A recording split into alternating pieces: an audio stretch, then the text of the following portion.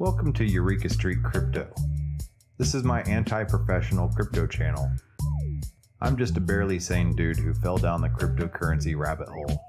This channel is my fumbling attempt to communicate myself outside my own head about my journey in the crypto space. It is basically my brain dump. None of this is actual financial advice.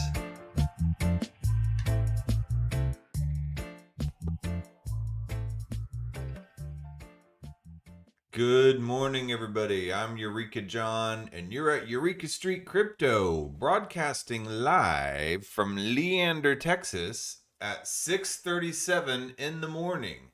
And it is December 11th, 2021.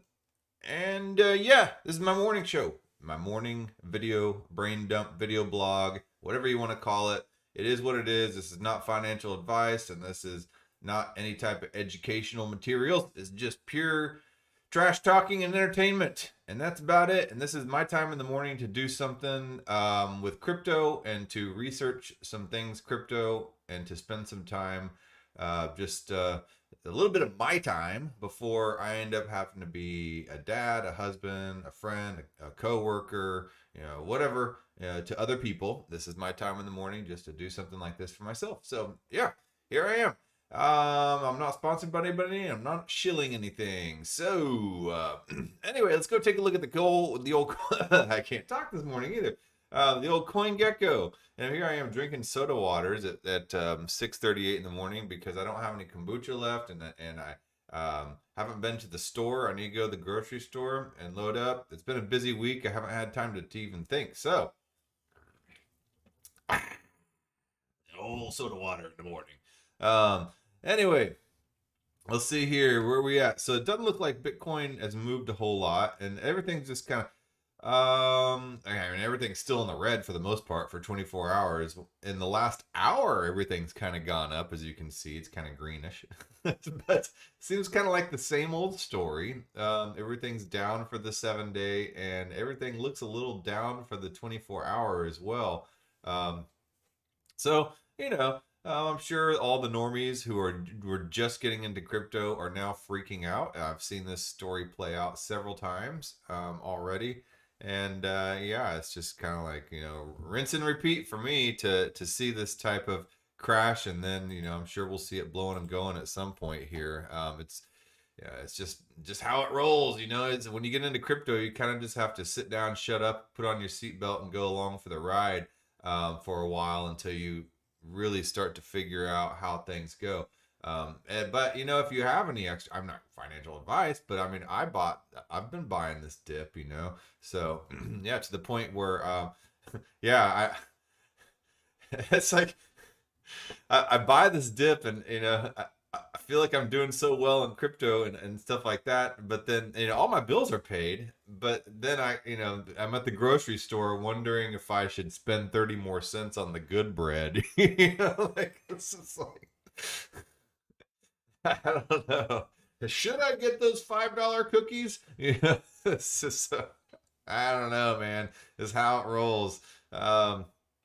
So Bitcoin's at 48,492,051 cents. It was at 49,000 yesterday. A couple days ago, it's at 47,000. So it's all just kind of hovering right around there, and it's like playing chicken with the people. But the good thing is it has liquidated a lot of positions, and a lot of people that were gambling and stuff like that. The people that were shorting did very well, but it's liquidated a lot of positions, and it's gotten a lot of the trash out of the market, so the people that are in right now are the people that really want to stay in for a while, I think.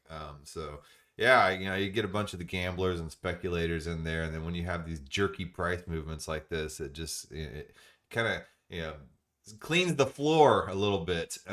So Ethereum at $4,043.63. Binance at $554.38. Tether stablecoin. Solana $170.91. USDC, another stablecoin, down number 6. Cardano, however you want to say it. Tomato, $1.29. Down 17%, down 2.3 over 24 hours. XRP 83 cents, and the Polkadot 27.43. Terra 67.32 and pushing up above Dogecoin at 16 cents, and Avalanche right there in between the Sheebs and the Doge, the two doggies, and hopefully Avalanche pushes up above the Doge as well. I would like to see Avalanche in the top 10. Um, yeah, I mean, I think Avalanche and Terra deserve to be in the top 10. I like Polygon for that position, and I like Chainlink for that position. I don't know why Chainlink's still down there, but then again, I'm not a speculator. I don't sit here and try to make price hypotheses and all that stuff. And I know everybody, a lot of the Bitcoin maxis are kind of freaking out right now because not everything is going according to their Plan B gospel. And the Plan B gospel is basically a graph that the Bitcoiners hold as complete canon, as truth, and it's based on supply and stuff like that. And that the more limited the supply becomes, as Bitcoin is mined, there's only 21 million, that the price will also correlate and grow along with that, and hasn't exactly been following to a T the Plan B graph. So yeah, it's interesting to see. I mean, there's a lot of factors, I think, this year that have come into play that haven't come into play in previous years. We have this mass adoption of crypto. We have all this, Ethereum coming out with DeFi and NFTs and stuff like that. It's been a lot of things because Bitcoin and crypto is no longer, I guess it's no longer has the status of just complete nerd, Dungeons and Dragons nerd money. It's busting out there into the mainstream, and especially when you see people, like Katy Perry and Pepsi and Budweiser and all these people doing NFT drops, and you're just kind of like, well, I guess, I mean. But I'm not going to say the top because it might be the top for some people who are fringe influencers and stuff like that. But it's not necessarily the top for mainstream society. All this is like cutting edge and new to mainstream society, Anyway, so yeah, that's that. So is there anything else I want to take a look at down here? I was wondering if Tezos is going to be doing good because of a lot of the cool artists are going to the Tezos blockchain now to mint their NFTs, because a lot of the rampant speculators and the NFT flippers and stuff like that are putting out on Ethereum right now. And Ethereum's become really expensive just for the average artist. And there's some really good artists. There's a reason for the phrase starving artist, that don't have a lot of money. So, and where would they go? They would go to Tezos. And I've gotten a couple NFTs on Tezos. And some good stuff over there. I tried to show you guys the other day, but I will show you real quick. What was that? The Kukai wallet, Kukai. I pulled it up. It was not under the account I thought it was. I mean, I should just get my private and public keys and stuff like that, but I ended up just attaching it to my Twitter account out of convenience. Convenience is the scourge of the devil. That's how we will all get entrapped into enslavement, is through convenience. And it has done a very good job so far. And that's how you give away your private keys and your data and everything like that, is through convenience. So let's see here. Wallet Kukai app, a home, manage your digital assets and seamlessly connect with experience, says, in apps on Tezos. So let's see here. I'll continue with Twitter because I think that's the account that I connected it as. There's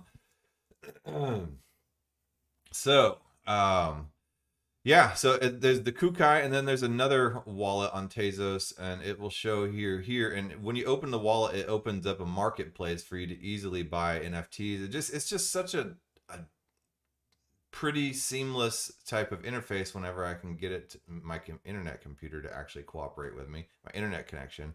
But while this is process, okay, authorize wallet to access my account. Okay, so I'm going through this authorization process. I should have a little waiting music. Yeah. All right. Okay, authorize an application. Redirecting me back. Well, okay. This is taking a long time, like it did last time. So, let's go back over here. Oh, here we go. almost there. No. Okay. So let's see where Theta Network is. It's at 442. I'll bet the people that I the only time I've ever given not financial advice, but like, hey man, you should get into this, to a friend who was not really a crypto head was Theta Network. And then, so they bought, right around, let's see, where did they buy at? I can't remember where it was, but it was somewhere around probably like the maybe like the $12 or $13 neighborhood. And then here it is sitting down here at 442. So I feel bad. But I've seen this friend afterwards several times, and he understands, and he's just like, I see the people and the companies that are, revolving around the Theta Network, and in the long run, it's going to be a good investment, for, his return. And then again too, I like to say Web3, not crypto. I'm in this for the long run and for where all this stuff is going, and not for some immediate price action. So, yeah, I think if I just have some patience, because really that's the only thing that inhibits a lot of people from, being able to be successful in all this stuff, is they lack patience. So here's my NFT collectibles right here. And I have, so on the Tezos chain, let me expand this out so you can see it. Let's see, and it has the Discover tab, as you can see right there. And so it has the Discover tab and your NFT collectibles tab. It's right there. And I have this one, Rush with Sound On and Late Night Treehouse. So I like this Late Night Treehouse because it just seems very relaxing. Some people wants to go, bad grammar. Some people want to go away from the big city and relaxing their body on the big trees. So let's expand this out. And so, okay, now if I can get it to, this is not very good and representative of the NFT, is it? Or of the case for NFTs. If I were to sit here and try to show this to, a normie friend who came over to my house, or to like my dad or something, I don't. Okay, hold on, wait, wait. Okay, hold on, wait. It's like, it's not a real convincing case. All right, this one, let's see with the sound on, and let's see if it actually does something. Come on, do something. All right, so.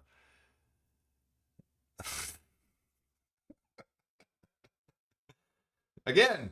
Okay, it must be my internet connection. Okay, so it does something. I swear to God, it does. So, anyway, so let's move on to a different subject. Anyway, there's this market you can easily discover. Really, there are some cool NFTs on the Tezos market. So, that was a terrible sales pitch. But, that's how it rolls. Okay, so anyway, I was listening to the Bankless HQ podcast on my way to work yesterday, as I always do. And I listened to Bankless HQ. I listened to the Crypto Masters. I like them. They're fun. I listened to, who else do I listen to? And then I just listened to some non-crypto podcasts because it's good to unplug. I listened to Robert Breedlove's What is Money show.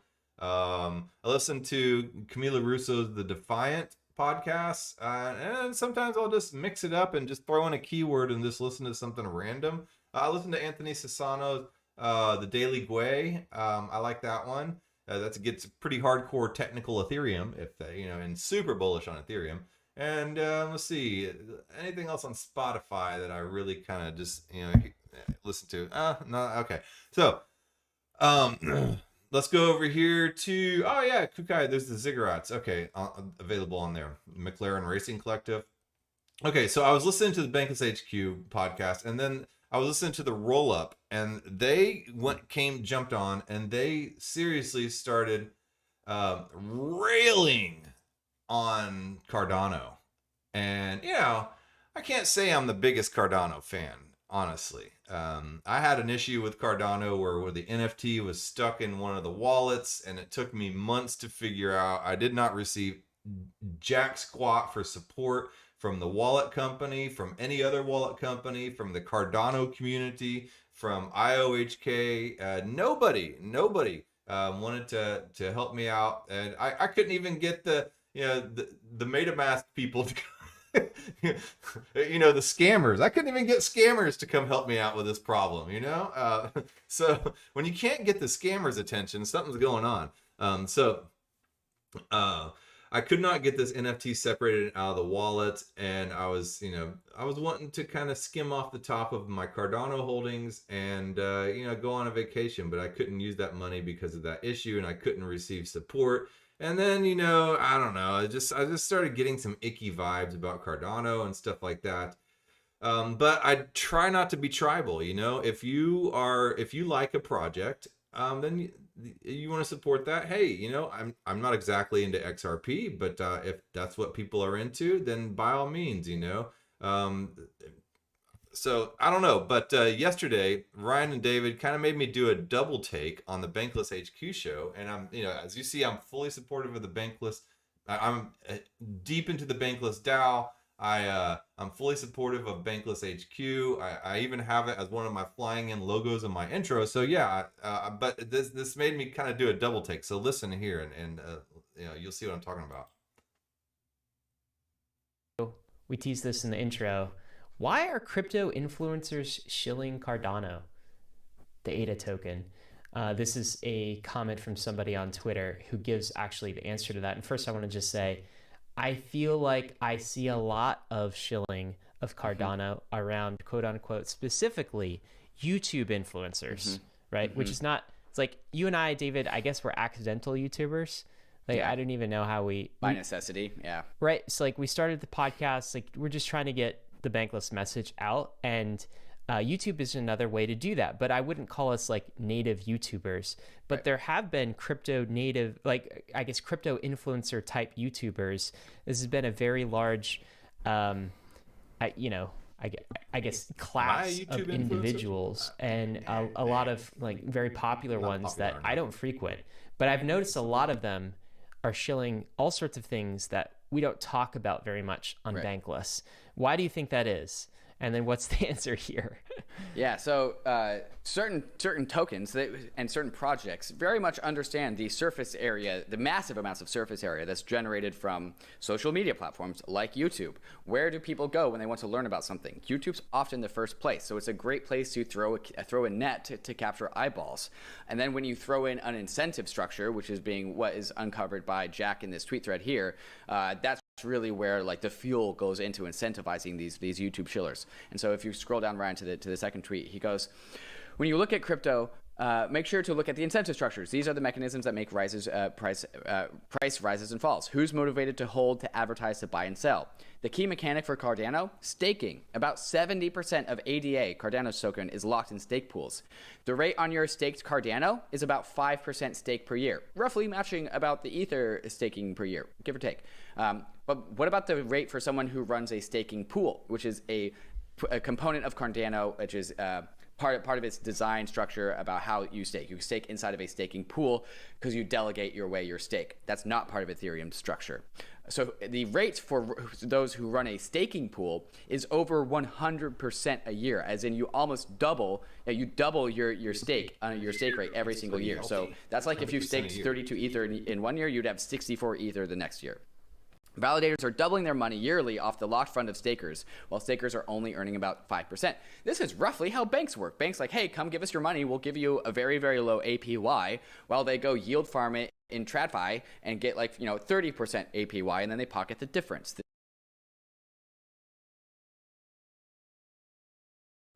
Uh-oh, what's going on here? It's starting to just get hairy. Hold on. Yeah.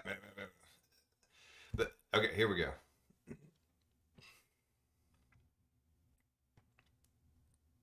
Difference. This is the same business model. If you're Jack continues in his thread. If you're Cardano, you got to incentivize people to promote the asset. The more you pay the validators, the more they will work to promote ADA. And you get to stake it. If you've got a captive audience, it's a beautiful business model. So the system works like this. Your neighbor, Greg, watches a video shilling Cardano. They buy some ADA. They lock it up in their favorite YouTuber's validator pool. They make 5%. The YouTuber doubles their money yearly. Greg waits for ADA to moon. This is not just a conspiracy theory. Cardano actually recommends that validators set a part of their budget aside for running a YouTube channel. They are actively promoting this as part of the structure for YouTube. YouTubers talk about how easy it is to set up nodes, like there's no conflict of interest. So how much do these validators earn? Like a lot. A lot. And this is exactly the same model that BitConnect had in 2017. The amount of BitConnect YouTube videos, YouTubers promoting BitConnect was off the charts. You couldn't go anywhere without it. It was the business models like, hey, and all BitConnect was a Ponzi scheme. This is a Ponzi scheme. This is how these things work. Wow. YouTubers promote the thing like, hey, come in, deposit your money, and it's just there more and more, and it's just how you get inflows. And this is why Cardano has pumped in the ways that it has, because it is a gigantic Ponzi. And I'm not afraid to say those very harsh words. I said this on the Wolf of Wall Street podcast forever ago, saying Cardano is basically a full-fledged scam. And all the Cardano shills, of course, took offense. Charles Hoskinson took offense. And I feel like this is exactly what I was kind of talking about. I had the gut take then. Now we actually have the data. It's crazy that like most of crypto people didn't actually realize this very simple thing was happening, because no one who's actually in crypto actually pays attention to Cardano. There's nothing actually there. And wow. Okay. So rant over. What do you think about what Ryan and David are saying here? David mainly. This is basically saying nobody in crypto that actually pays attention to Cardano. I jumped into crypto listening to a bunch of YouTubers who were talking about things like XRP and things like Cardano and other things besides Ethereum and besides Bitcoin. And I would listen to Bitcoiners as well. I like to try to listen to it from all angles. As much as I love this podcast, this makes me seem a little uneasy, but so does the evidence they provided as well, about the shilling and the YouTubers and them, the people running the pools making 100% while the people delegating to the pools make 5%. I mean, I've delegated to pools. One of my favorite YouTubers back in the day, Digital Asset News, he runs and shills his own pool and stuff like that. And I delegated to his pool. And I made, I made my 5%. It was exactly what was advertised, and it was what was given back. So can I sit here and complain that he might have made 100%? If he has the technical chops and the know-how to be able to set up his own delegation pool, by all means, so I don't know. But I do have to say that Charles Hoskinson kind of rubs me the wrong way. But that just kind of, to me, seems a little more of like a personal preference rather than something about Cardano itself, because IOHK and Cardano community, they do have a strong community, and IOHK does a lot of development. If you look on the GitHub development activity, Cardano is continuously in there developing. So I don't know, but that's why I did a double take when I heard this driving. I was like, oh, and I had to go back and play it again to try to really understand this. And now that I'm seeing this tweet by Jack Newald, I'll link this Twitter thread in the video description so you can look for yourself. But yeah, it made me do a double take. And then, I try to be anti-tribal, like I said before, teach their own, live and let live. And, he's just calling Cardano and the Cardano community just like an outright scam.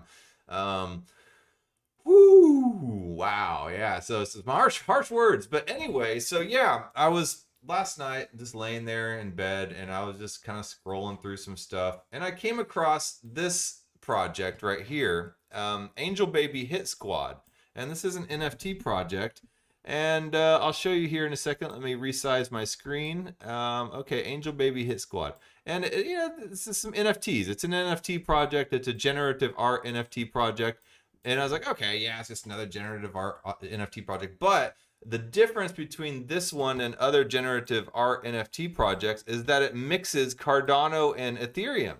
So this is kind of an attempt at an olive branch between Cardano and Ethereum. So let's see here, our mission. All right, so NFTs have been exponentially increasing in popularity over the past year due to their high value sales on platforms such as OpenSea, Foundation, Sotheby's, and Christie's. Most of the NFT market so far has been concentrated on the Ethereum network, and there's subsequently been an enormous growth in communities surrounding these projects. The Ethereum NFT space faces challenges inherent to its blockchain in the form of high gas fees paid out to Ethereum miners to process transactions on chain. The circumstance often leads to a prohibitively expensive user experience. Other blockchains, such as Cardano, offer a more scalable value proposition for NFTs by providing affordable options for minting, trading, distribution of digital assets, and all necessary processes in the NFT space. And I just showed you before the Tezos NFT. Hey, what's up, Hopperman99? Good morning. So I just showed you the Tezos NFT platform. So you have Ryan and David over there throwing stones at Cardano and calling it a scam and stuff. Well, Ethereum in a way has been accused of all this racketeering and stuff like that, and the centralized Ethereum Foundation community and stuff like that. So I'm kind of standing here watching both sides just like talk trash about each other. This NFT, I mean, God, man, I'm just like constantly in my life finding myself in this middle child position of mediation. It's just like, I'm a middle child. I'm the ultimate middle child, and here I am sitting here trying to find some kind of place of agreement between these two communities. And even in Bitcoin too, the Bitcoin maxis, I try to figure out how to talk and bridge these people. Okay, so this mission is, they're talking about the Ethereum. Our mission with this project, this Angel Baby Hit Squad NFT project, is to open the door for the Ethereum community into the Cardano ecosystem. We believe in the technology that Cardano has built in terms of its scalability, low transaction fees, and high throughput potential. Security and decentralization. Okay, so we believe it has built in terms of its scalability, security, and decentralization through proof of stake consensus, and want to introduce the Ethereum community to our technology. So it's an olive branch. The three attributes that the Cardano blockchain offer a long-term platform in which NFTs and their associated use cases can and should be built upon. However, we recognize that the popularity of the Ethereum network and the early adoption of the Cardano network and are aiming to broaden the category and use the opportunity to showcase the NFT experience on the Cardano blockchain. By adding ADA utility through airdrops, we expose the Ethereum community to another blockchain, giving them an NFT starter pack made by sought-after artists in the Cardano NFT scene, in which they can use to explore and taste the sophisticated tech that Cardano provides. In doing so, we are also minimizing friction between the two communities, as you just saw, and letting the collector decide which chain is a much better solution to operate on. We believe that the Cardano blockchain sells itself in this regard of being the blockchain of choice for transacting NFTs. Now, there are some cool NFTs on Cardano. I got airdropped a cool NFT on Cardano. That's the NFT that caused so much problems in my wallet before and gave me a terrible taste because I was not receiving support from the Cardano community in how to separate this NFT from the rest of my ADA tokens that I wanted to pull some profit from, and when you can't pull profit easily out of some type of project, that's kind of a sign of a Ponzi in a way. It makes it extremely difficult to pull out of this type of project. And I'm not like Ryan and David here outright calling Cardano a Ponzi, but it was tough for me to figure out this, and nobody in the Cardano community was helping me. However, I did get my Cardano wallet eventually separated, and I imported it into this ccvault.io wallet, and because I had a legacy wallet, and it's all some technical issue. You're using a Shelley era wallet, and then we're now on this era. For newbies and people who are not native to any type of space, there shouldn't be a bunch of technical issues and holdups and problems being able to navigate through their system. It should be easy for everybody, not just somebody who sat there and scoured through technical specifications, So if your project and your platform and your blockchain is not ready for the average person to just waltz right in there and get what they need done easily, then it's not ready for the mainstream, you know? And that's the issue that I had with my NFT being bundled in and it taking months to figure it out. And in the meantime, having a couple $1,000s worth of tokens just locked up and unable to have access to, you know? And that, you know, so yeah.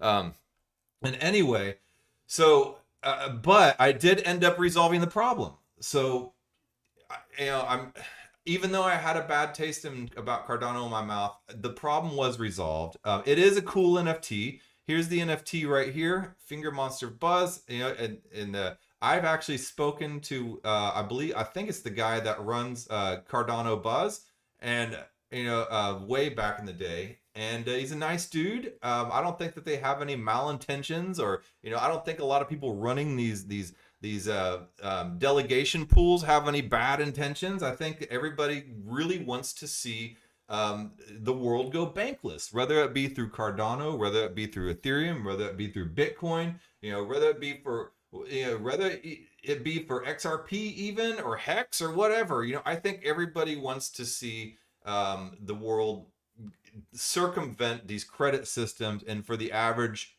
Joe Schmo to be able to use some of these financial tools that were previously not available. So that, let's go back to angel babies. Let's see here. The resulting network effect of cross-chain utility also enables the movement of capital onto the Cardano network, which would increase the liquidity and generally increase the value of assets in the CNFT secondary market. So here's some of these generative art NFTs. They're pretty NFTs. I like them. That each attribute has different rarities and all that, like the standard NFTs. So we want to expose the Ethereum network / community to a new opportunity in NFTs with more affordable transaction costs to maximize the equity in our sector. For this reason, Angel Baby Hit Squad was born. We are launching a whole initial collection of our NFTs on Ethereum, but providing the future utility and airdrops on the Cardano network. We want to maximize fairness, thus there will be no bonding curves, and every NFT will cost 0.0777 Ethereum. I like that 777. That's heaven's number. That's God's number. You know, so yeah, so yeah, 0.007 is still, you know, kind of expensive, but it's not terrible. So no more, no less. There will of course be a gas fee associated. This is the cost to transact on the Ethereum network to pay the miners. Yeah, and hopefully that all that will change once all this merge happens. You know, and you know, Ethereum criticizes Cardano for not having any working products and for them constantly being on the roadmap and never on the highway. But Ethereum, you know, it's been a long time with this merge in process, and there's a roadmap on that side too, you know. So it's kind of like the pot calling the kettle black sometimes.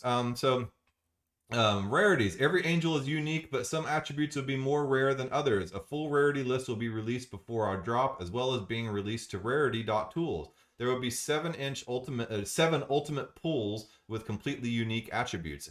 Interesting. And then they have airdrops. All airdrops will be done on the ADA network. There's no need to part over your NFT from ETH. Just create an NFT supported Cardano wallet. Is ccwallet.io is mentioned right here, and that's the one that I use to release my NFT from the Shelly wallet. We will provide the community a tutorial walking everyone through the process when necessary. So they will get that support that I did not receive for the longest time. So here's their roadmap, Stairway to Heaven. And then the utility. So what is the utility on this? So, you know, it's introducing the Ethereum community to the Cardano NFT world, and then the utility is on the Cardano blockchain. So 0.5% of royalties each month will be airdropped to one random holder in their Ethereum wallet. Okay. Other planned utility includes fractionalized NFTs being distributed as Cardano native assets, billboards, community meetups, art contests, giveaways, and more. Utility for each blockchain. And then there's a community pool. A minimum of 5% to 10% of the initial sale will be put into a community fund to further develop utility airdrops, biz dev for our project. Anything additional that isn't used for promotion / team purposes will be added to the community pool. The community will be able to vote on what this pool is used for. 0.1 to 1.5% of royalties each month will be continually be funding this pool as we grow. And then 0.5% of royalties each month will be given to the charity of the community's vote. We call these blessings. Anyway, NFTs are a revolution. Now's the time to join it and not run out of new blessings every time. Okay, that's their little tagline. Okay, so yeah, Cool. So, like I said, whatever your tribe is, I think we're all trying to figure out this space as we go along, and all trying to. Everybody has their own tweak and approach to it. I think, as much as I love Bankless and Bankless HQ and all that stuff, I think it might be a little unfair to just outright call Cardano a scam and a Ponzi and stuff like that. There's a lot of very well-intentioned folks and development going on in the Cardano community. There's some things that need to be fixed for sure, and I've not been shy about expressing my issues with Cardano. Although I'm not going to trash the Cardano community, or any community really for that matter, that is not just like, to me, just a complete, I'm like, for instance, my first experience in crypto was doing crypto mining, cloud mining, where, they took my $99 that I put in, and, they showed me a little graph of my account increasing, but I could never pull that back out when I tried to. Later. So yeah, this is not that, so Hopperman says, I'm a Hexican. Many think Hex and Pulse Chain is a scam. Pulse Chain will be a good chain for NFTs, being a copy of the ETH system state with fees under a penny. Okay, I don't know anything about Pulse Chain or anything like that. I have played around with Hex, and I've deposited some stuff in there. I put it in there. I waited a while, and I got my returns, and hey, it worked, so I don't have any issue with Hex.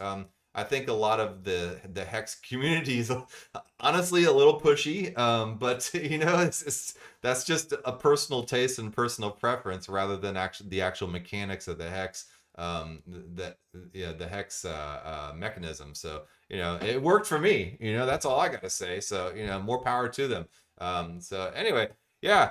That being said, I will go ahead and call this a day. Tomorrow morning, I have Twitter Anon Crypto Chemistry that will be coming on, and talking about some of his picks and thoughts on the crypto space. So yeah, I will talk to you guys tomorrow. I'll be jumping on, I guess, about 7 or 7:30. So yeah.